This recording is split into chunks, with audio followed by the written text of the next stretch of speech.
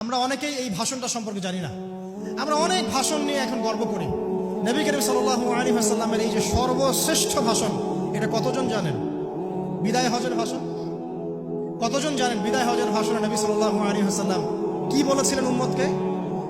আমরা একটু আপনাদেরকে শোনাবো, শুনিয়ে ইনশাআল্লাহ লেকচারটা শেষ করব। নবী করিম সাল্লাল্লাহু আলাইহি ওয়াসাল্লাম এই দিনে 31টা বিষয়ে উম্মতকে নির্দেশ দিয়েছেন। 31টা বিষয়, সবগুলো বলার সময় পাওয়া যাবে না, আমি কয়েকটা কথা বলছি। নবী করিম সাল্লাল্লাহু আলাইহি ওয়াসাল্লাম সবার সামনে দাঁড়িয়ে দীর্ঘ 23 বছর অক্লান্ত পরিশ্রম করে দাওয়াতি মিশন কমপ্লিট করার পরে সবাইকে সমবেত করে একটা হজ করলেন।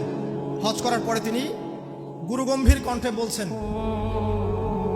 হৃদয়ের সমস্ত আবেগ বের করে দিয়ে বলছেন, হে জনগণ, আইয়ুহান নাস, হে জনগণ, আমি জানি না আজকের পর তোমাদের সাথে আমি কখনো মিলিত হতে পারবো কিনা। একটু চিন্তা করেন, সাহাবীরা সামনে দাঁড়িয়ে আছেন, নবীজি দাঁড়িয়ে এই কথাটা বলছেন, হে জনগণ, আমি জানি না আজকের পরে আমি তোমাদের সাথে মিলিত হতে পারবো কিনা। অতএব যে ব্যক্তি আজকে আমার এই কথাগুলোকে স্মরণ রাখবে, সে যেন অন্যের কাছে এই কথাগুলো পৌঁছে দেয়।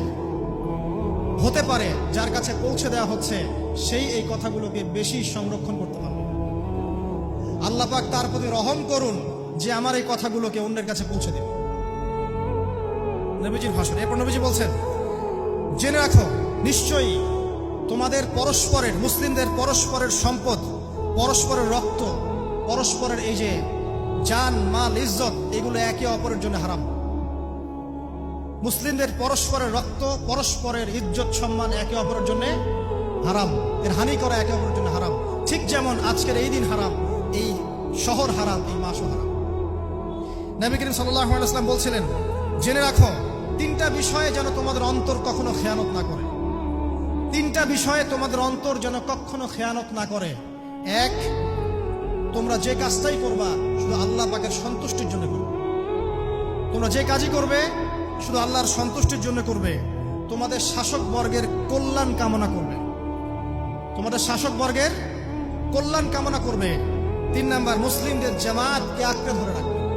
মুসলিমদের ইউনাইটেড কমিউনিটিকে আঁকড়ে ধরে থাকবে। এই 3টা বিষয় পালনের ক্ষেত্রে তোমাদের অন্তর যেন খেয়ানত না করে। এদিন সূর্য ঢলে যাওয়ার পরে নবী সাল্লাল্লাহু আলাইহি ওয়াসাল্লাম আরো বললেন, শুনে রাখো হে মানব জাতি, এটা ভালো করে শোনেন, শুনে রাখো হে মানব জাতি, নিশ্চয়ই আমি মুহাম্মদ সাল্লাল্লাহু আলাইহি ওয়াসাল্লাম জাহেলি যুগের যত কুপ্রথা আছে সমস্ত কুপ্রথাকে আমার পায়ের তলে পিষ্ট করে গেল। জাহেলি যুগে কি ছিল ভাই? শিরিক ছিল, সুদ ছিল, মাদক ছিল, নারীর অবমাননা ছিল, কন্যা সন্তানকে দাফন করা হতো, রক্তক্ষয়ী, হানাহানি, মারামারি, কাটাকাটি ছিল। এগুলো সবকিছুকে আমি আমার পায়ের তলে দাফন করে গেলাম। এটা কি দাফন হয়েছে? তিনি বলছেন, নিশ্চয়ই আমি জাহেলি যুগের সুদকে আমার পায়ে তলে পিষ্ট করে যাচ্ছি। সর্বপ্রথম যার সুদ আমি পিষ্ট করছি তিনি হচ্ছেন আব্বাস ইবনে আব্দুল মুত্তালিব, আমার চাচার সুদ। নিজের পরিবার থেকে দৃষ্টান্ত স্থাপন করলেন। তিনি আরো বললেন, হে উপস্থিত জনগণ, তোমরা মেয়েদের ব্যাপারে সতর্ক থাকবে এবং তোমাদের স্ত্রীদের ব্যাপারে সতর্ক থাকবে, তাদের হকের ব্যাপারে সতর্ক থাকবে, কেননা তোমরা তাদেরকে আল্লাহর কালিমার মাধ্যমে হালাল করে নিয়েছো। অতএব তাদের ব্যাপারে তোমরা সতর্ক থাকবে। তোমাদের উপর তাদের হক হচ্ছে তোমরা যা খাবে, যা পরবে, তাদেরকেও তাই খাওয়াবে, তাই পরাবে। আর তাদের উপর তোমাদের হক হচ্ছে তারা তোমাদের বিছানায় এমন কাউকে আসতে দিবে না যাদেরকে তোমরা অপছন্দ করো। নবী করিম সাল্লাল্লাহু আলাইহি ওয়াসাল্লাম আরো বলছেন, এই দিন আইয়ুহান নাস, হে মানব জাতি, তারাকতু ফিকুম আমরাইন, জেনে রাখো আমি তোমাদের সামনে মাত্র 2টো বস্তু ছেড়ে গেলাম। কয়টা বস্তু? লান তাদিল্লু মা তামাসসাকতুম বিহিমা, তোমরা কোনোদিন পথভ্রষ্ট হবে না যতদিন এই 2টা বস্তুকে আঁকড়ে ধরে থাকবে। কিতাব আল্লাহ, আল্লাহর কিতাব, ওয়া সুন্নতি নবীহি, এবং তার নবীর সুন্নাহ। তিনি আরো বললেন, আল মুসলিম, জেনে রাখো প্রকৃত মুসলিম সে ব্যক্তি, মান সালিমাল মুসলিমুনা মিন লিসানিহি ওয়া ইয়াদিহি, যে ব্যক্তির হাত এবং জবান থেকে অন্য মুসলিম নিরাপদ থাকে সেই ব্যক্তি হচ্ছে প্রকৃত মুসলিম। আল মুহাজির, আর প্রকৃত মুহাজির সে ব্যক্তি, মান হাজারা মা নাহাল্লাহু আন, আল্লাহ পাক যা নিষেধ করেছেন সেখান থেকে যে দূরে থাকে সেই ব্যক্তি প্রকৃত মুহাজির, মানে হিজরতকারী। তিনি আরো বললেন, মনে রেখো আমি তোমাদের সবার আগে হাউজে কাউসারে চলে যাব, সুবহানাল্লাহ, এবং সেখানে আমি তোমাদের জন্য অপেক্ষা করতে থাকবো। অতএব শোনেন, অতএব তোমরা আমার চেহারাকে কালিমা লিপ্ত করো না, মানে আমার চেহারায় কালিমা লিপ্ত করো না, আমার নাম নষ্ট করে দিও না। আমি তোমাদের সংখ্যাধিক্য দেখে আল্লাহর কাছে গর্ব করব, আমাকে তোমরা অপমানিত করো না। আজকে কি আমরা তার দায়িত্ব পালন করে উম্মাহ হতে পেরেছি? নবীজি বলেছেন তা আমার চেহারাকে কালিমা লিপ্ত করো না। সুবহানাল্লাহ। তিনি বলছেন ওই সময় কিছু মানুষ থেকে আমি মুক্ত হয়ে যাব, আর কিছু মানুষ আমার থেকে মুক্ত হয়ে যাবে। বলা হলো কারা ইয়া রাসূলুল্লাহ? তিনি বলছেন আল্লাহ পাককে আমি বলবো ইন্নাহুম মিন্নি, হে আল্লাহ এরা আমার উম্মাহ, এরা আমার উম্মত, আমার সাহাবী। আল্লাহ পাক বলবেন ইন্নাকা লা তাদরি মা আহদাসা বা'দাক, তুমি জানো না হে নবী তোমার মৃত্যুর পর এই মানুষগুলো, পরবর্তী মানুষগুলো তোমার দিনের মধ্যে কত বেদাত সংযোজন করেছে। তিনি আরো বলেছিলেন হে জনগণ জেনে রাখো প্রত্যেক পরিবারের জন্য প্রতি বছর একটা করে পশু জবাই করার বিধান, প্রত্যেক পরিবারের জন্য, সামর্থ্যবান পরিবারের জন্য প্রত্যেক বছর একটা করে পশু জবাই করার বিধান রয়েছে। তিনি আরো বললেন মনে রাখো একজনের অপরাধের শাস্তি আর একজন কখনো পাবে না, আর বাবার দোষে ছেলে কখনো দুষ্ট হবে না, ছেলের দোষে বাবাও কখনো অপরাধী হবে না। তিনি আরো বললেন জেনে রাখো হে মানব জাতি, নিশ্চয়ই শয়তান এই বিষয় থেকে নিরাশ হয়ে গেছে যে তোমরা শয়তানের ইবাদত করবে। শয়তান নিরাশ হয়ে গেছে, কিন্তু শয়তান নিরাশ হয়নি একটা বিষয় থেকে, যে তোমরা একে অপরে হানাহানি, কাটাকাটি, ফিতনা, ফাসাদে ব্যস্ত থাকবে, যেমনটা এখন আমরা করছি। আমরা কিন্তু সরাসরি কখনো শয়তানের ইবাদত করছি না, করছি? মুসলিমরা এখন পরস্পরে হানাহানি, কাটাকাটি, ফাসাদে লিপ্ত আছে। তিনি আরো বললেন যে একজন মুসলিমের জন্য হালাল নয় অন্য মুসলিমের সম্পদ আত্মসাৎ করা, যতক্ষণ না সে স্বেচ্ছায় খুশি মনে তোমাকে সম্পদ প্রদান করে। অতএব তোমরা একে অপরের প্রতি জুলুম করবে না। তিনি আরো বললেন সাবধান, আমার ইন্তেকালের পরে তোমরা একে অপরের গর্দান উড়িয়ে কাফের হয়ে যেও না। সাবধান, আমার ইন্তেকালের পর তোমরা একে অপরের গর্দান উড়িয়ে কাফের হয়ে যেও না। তিনি আরো বলেছেন একজন মুসলিম আরেকজন মুসলিমকে গালি দিতে পারে না।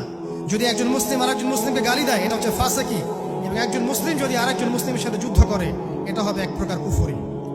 তিনি আরো বলেছেন হে জনগণ জেনে রাখো আমার পরে কোনো নবী নেই, আর আমার পরে তোমরা ব্যতীত আর কোনো উম্মত নেই। এর চেয়ে স্পষ্ট কথা হতে পারে? আমার পরে কোনো নবী নেই আর আমার পরে তোমরা ছাড়া কোনো উম্মত নেই। তাহলে আমরা যখন নতুন নতুন নবী বানিয়ে নিচ্ছি, কোনো কোনো ক্ষেত্রে বলছি একজন ব্যক্তি ছিলেন সে নিজে ঈসাও ছিল, সে মাহদিও ছিল, সে নবীও ছিল। দিন দিন মানুষ এই খাতায় নাম লেখাচ্ছে।